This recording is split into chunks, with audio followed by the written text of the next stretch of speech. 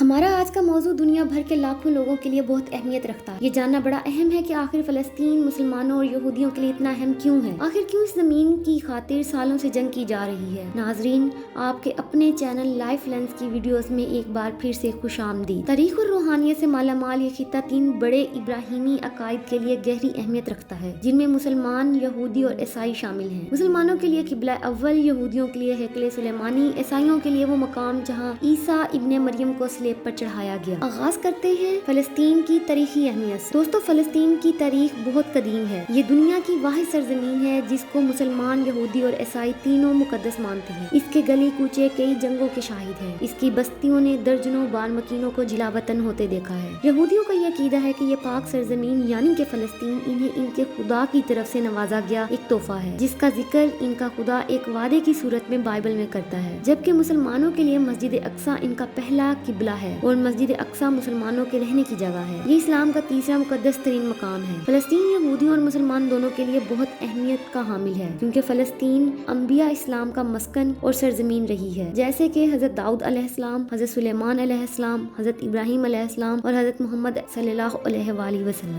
حضرت ابراہیم علیہ السلام نے فلسطین کی طرف ہجرت فرمائی۔ اللہ تبارک تعالیٰ نے حضرت لوط علیہ السلام کو اس عذاب سے نجات دی جو ان کی قوم پر اسی جگہ نازل ہوا تھا۔ حضرت داؤد علیہ السلام نے اسی سرزمین پر سکونت رکھی اور یہیں اپنا ایک محراب بھی تعمیر فرمایا، جسے ہیکل سلیمانی کہا جاتا ہے۔ حضرت سلیمان علیہ السلام اسی ملک میں بیٹھ کر ساری دنیا پر حکومت فرمایا کرتے تھے۔ چونٹی کا وہ مشہور قصہ جس میں ایک چونٹی نے اپنی باقی ساتھیوں سے کہا تھا، اے چونٹیوں، اپنے بلوں میں گھس جاؤ۔ یہاں اس ملک میں واقع اسکلین شہر کی ایک وادی میں پیش آیا تھا، جس کا نام بعد میں وادی النمل، چونٹیوں کی وادی، رکھ دیا گیا تھا۔ حضرت زکریا علیہ السلام کا محراب بھی اسی شہر میں ہے۔ حضرت موسیٰ علیہ السلام نے اسی ملک کے بارے میں اپنے ساتھیوں سے کہا تھا کہ اس مقدس شہر میں داخل ہو جاؤ۔ انہوں نے اس شہر کو مقدس، اس شہر کے شرک سے پاک ہونے اور انبیاء علیہ السلام کا مسکن ہونے کی وجہ سے کہا تھا۔ اس شہر میں کئی معجزات وقوع پذیر ہوئے، جن میں ایک کنواری بی بی حضرت مریم کے بطن سے حضرت عیسیٰ علیہ السلام کی ولادت مبارکہ بھی ہے۔ حضرت عیسیٰ علیہ السلام کو جب ان کی قوم نے قتل کرنا چاہا، اللہ تبارک تعالیٰ نے انہیں اسی شہر سے آسمان پر اٹھا لیا تھا۔ ولادت کے بعد جب عورت اپنی جسمانی کمزوری کی انتہا پر ہوتی ہے، ایسی حالت میں بی بی مریم رضی اللہ تعالیٰ عنہا کا کھجور کے تنے کو ہلا دینا بھی ایک معجزہ الہی تھا، جو کہ اس سرزمین پر ہی وقوع پذیر ہوا۔ مسلمانوں کا یہ عقیدہ ہے کہ قیامت کی علامات میں سے ایک علامت حضرت عیسیٰ علیہ السلام کا زمین پر واپس تشریف لانا ہے، جو کہ اسی شہر کے مقام سفید مینار کے پاس ہوگا، اور فلسطین کے ہی مقام باب اللد پر حضرت عیسیٰ علیہ السلام مسیح دجال کو قتل کریں گے۔ مسلمانوں کا بڑا اسٹرانگ عقیدہ ہے کہ فلسطین ہی ارض محشر ہوگا،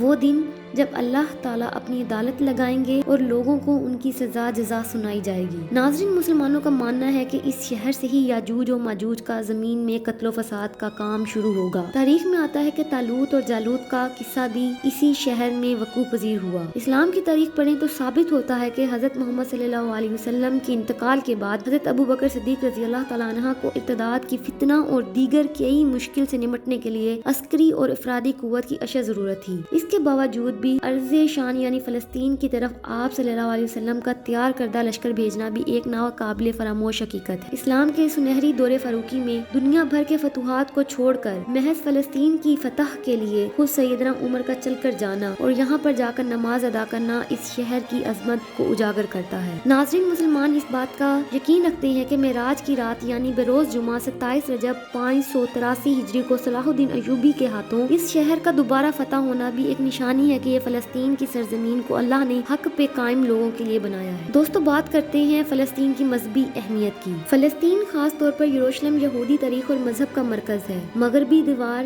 ویسٹرن وال، ٹیمپل ماؤنٹ یعنی ہیکل سلیمانی اور تابوت سکینہ اہم مذہبی مقامات ہیں۔ ہیکل سلیمانی در حقیقت ایک مسجد یا عبادت گاہ تھی جو حضرت سلیمان علیہ السلام نے اللہ کے حکم سے جنات سے تعمیر کروائی تھی تاکہ لوگ اس کی طرف منہ کر کے یا اس کے اندر عبادت کریں۔ ہیکل سلیمانی کی تعمیر سے پہلے یہودیوں کے ہاں کسی بھی باقاعدہ ہیکل کا نہ کوئی وجود اور نہ اس کا کوئی تصور تھا۔ اس قوم کی بدوؤں والی خانہ بدوش زندگی تھی۔ ان کا ہیکل یا معبد ایک خیمہ تھا۔ اس خیمے میں تابوت سکینہ رکھا ہوتا تھا جس کی جانب یہ رخ کر کے عبادت کیا کرتے تھے۔ روایت کے مطابق یہ تابوت جس لکڑی سے تیار کیا گیا تھا اسے شمشاد کہتے ہیں اور اسے جنت سے حضرت آدم علیہ السلام کے پاس بھیجا گیا تھا۔ یہ تابوت نسل در نسل انبیاء سے ہوتا ہوا حضرت موسیٰ علیہ السلام تک پہنچا تھا۔ اس مقدس صندوق میں حضرت موسیٰ علیہ السلام کا عصا، من و سلوہ اور دیگر انبیاء کی یادگاریں تھیں۔ یہودی اس تابوت کی برکت سے ہر مصیبت پریشانی کا حل لیا کرتے تھے۔ مختلف اقوام کے ساتھ جنگوں کے دوران اس صندوق کو لشکر کے آگے رکھا کرتے تھے۔ اس کی برکت سے دشمن پر فتح پایا کرتے تھے۔ اسلامی روایات کے مطابق ہیکل سلیمانی حضرت داؤد علیہ السلام نے تعمیر کروانے کا منصوبہ بنایا تھا اور حضرت سلیمان علیہ السلام کے دور میں اس کو جنات اور انسانوں دونوں نے مل کر مکمل کیا۔ حضرت سلیمان علیہ السلام کی وفات کے بعد ان میں 3 حصے کر دیے گئے تھے۔ بیرونی حصے میں عام لوگ عبادت کیا کرتے تھے، اس سے اگلے حصے میں علماء جو کہ انبیاء کی اولاد میں سے ہوتے تھے ان کی عبادات کی جگہ تھی۔ اس سے اگلے حصے میں جسے انتہائی مقدس سمجھا جاتا تھا اس میں تابوت سکینہ رکھا گیا تھا۔ اس حصے میں کسی کو بھی داخل ہونے کی اجازت نہیں تھی سوائے سب سے بڑے عالم پیش امام کے۔ دوستوں کیا آپ جانتے ہیں کہ یہودی دیوار گریا سے لپٹ کر کیوں روتے ہیں؟ آج ہم آپ کو دیوار گریا کے بارے میں بتائیں گے جسے یہودیوں کے نزدیک وہی مقامات حاصل ہیں جو مسلمانوں کے نزدیک مکہ اور مدینہ کو ہے۔ یہ دیوار تاریخی اور مذہبی اعتبار سے کیا اہمیت رکھتی ہے؟ یہودی یہاں آ کر کیوں آہذاری کرتے ہیں؟ دوستوں اس دیوار کو دیوار گریا اس لیے کہا جاتا ہے کیونکہ یہودی اس دیوار کے پاس آ کر آہذاری کرتے ہیں۔ یہ وہی دیوار ہے جس کو مسلمان دیوار براق کہتے ہیں اور عرف عام میں اسے ویسٹرن وال یعنی مغربی دیوار بھی کہا جاتا ہے۔ یہودی روایات کے مطابق جس ہیکل سلیمانی کی تعمیر حضرت سلیمان علیہ السلام نے کی تھی اور موجودہ دیوار گریا بھی اسی تباہ شدہ ہیکل کا باقی ماندہ حصہ ہے۔ یہ یہودیوں کی ایک اہم مقدس یادگار ہے۔ اس کے قریب ہی یہودیوں کی ایک اور مقدس ترین عبادت گاہ ہے جسے بنیادی پتھر بھی کہا جاتا ہے۔ متعدد یہودیوں کے مطابق اس مقدس پہاڑ کے اوپر کوئی یہودی پاؤں نہیں رکھ سکتا، جو ایسا کرتا ہے وہ عذاب میں مبتلا ہو جاتا ہے۔ یہودیوں کے عقیدے کے مطابق یہ پتھر دیوار گریا کے بالکل مخالف سائڈ پر واقع ہے، لیکن مسلمان اس دیوار کو مسجد اقصی کا حصہ قرار دیتے ہیں۔ دراصل مسلمان اس دیوار کو اس لیے مقدس سمجھتے ہیں کیونکہ اس دیوار کو واقعہ معراج سے نسبت ہے۔ معراج کی رات رسول پاک صلی اللہ علیہ وسلم کا براق اسی مقام پر آ کر ٹھہرا تھا۔ اسلام امن کا دین ہے۔ مسلمان اللہ کی طرف سے بھیجے گئے تمام انبیاء اور رسولوں پر ایمان رکھتے ہیں، لہٰذا تمام وہ انبیاء جو اس سرزمین سے جڑے ہیں مسلمانوں کے لیے قابل احترام ہیں، چاہے وہ مسیح حضرت عیسیٰ علیہ السلام ہو یا حضرت داؤد علیہ السلام یا حضرت سلیمان علیہ السلام ہو۔ مسلمانوں کے لیے فلسطین خاص طور پر یروشلم میں موجود تمام انبیاء کرام علیہ السلام کی یادگار خصوصاً بالخصوص مسجد اقصی اور اس سے جڑا واقعہ معراج بہت اہمیت کا حامل ہے۔ فلسطین میں موجود مسجد اقصی کو نماز کی فرضیت کے بعد مسلمانوں کا قبلہ اول کہا گیا۔ ہجرت کے بعد حضرت جبرائیل علیہ السلام نے دوران نماز حکم ربی سے حضرت محمد صلی اللہ علیہ وسلم کو مسجد اقصی سے بیت اللہ کعبہ مشرفہ مکہ مکرمہ کی طرف رخ کر کے نماز ادا کرنے کی وحی سنائی۔ جس مسجد میں یہ واقعہ پیش آیا وہ مسجد آج بھی مسجد قبلتین کہلاتی ہے۔ اسلام کی تاریخ میں آتا ہے کہ سیدنا ابو ذر رضی اللہ تعالیٰ عنہ کہتے ہیں کہ میں نے رسول پاک صلی اللہ علیہ وسلم سے عرض کیا کہ زمین پر سب سے پہلی مسجد کون سی بنائی گئی؟ تو آپ صلی اللہ علیہ وسلم نے فرمایا کہ مسجد الحرم یعنی خانہ کعبہ۔ میں نے عرض کیا کہ پھر کون سی مسجد بنائی گئی؟ تو آپ صلی اللہ علیہ وسلم نے فرمایا کہ مسجد الاقصی یعنی بیت المقدس۔ میں نے پھر عرض کیا کہ ان دونوں کے درمیان کتنا فاصلہ تھا؟ آپ صلی اللہ علیہ وسلم نے فرمایا کہ 40 برس کا، اور تو جہاں بھی نماز کا وقت پالے وہی نماز ادا کر لے، بس وہ مسجد ہی ہے۔ اس حدیث سے فلسطین کی مسلمانوں کے لیے اہمیت نمایاں ہوتی ہے۔ دوستو بیت المقدس کا نام قدس قرآن سے پہلے تک ہوا کرتا تھا۔ قرآن نازل ہوا تو اس کا نام مسجد الاقصی رکھا گیا۔ یہ شہر کے اس تقدس کی وجہ سے ہے جو اسے دوسرے شہروں سے ممتاز کرتا ہے۔ اس شہر کے حصول اور اسے رومیوں کے جبر و استقداد سے بچانے کے لیے 5000 سے زیادہ صحابہ کرام رضوان اللہ علیہ اجمعین نے جام شہادت نوش کی اور شہادت کا باب آج تک بند نہیں ہوا، سلسلہ ابھی تک چل رہا ہے۔ یہ شہر اس طرح شہیدوں کا شہر ہے۔ اسلام میں مسجد الاقصی اور بلاد شام کی اہمیت بالکل حرمین اور شرفین جیسی ہے۔ جب قرآن پاک کی یہ آیت و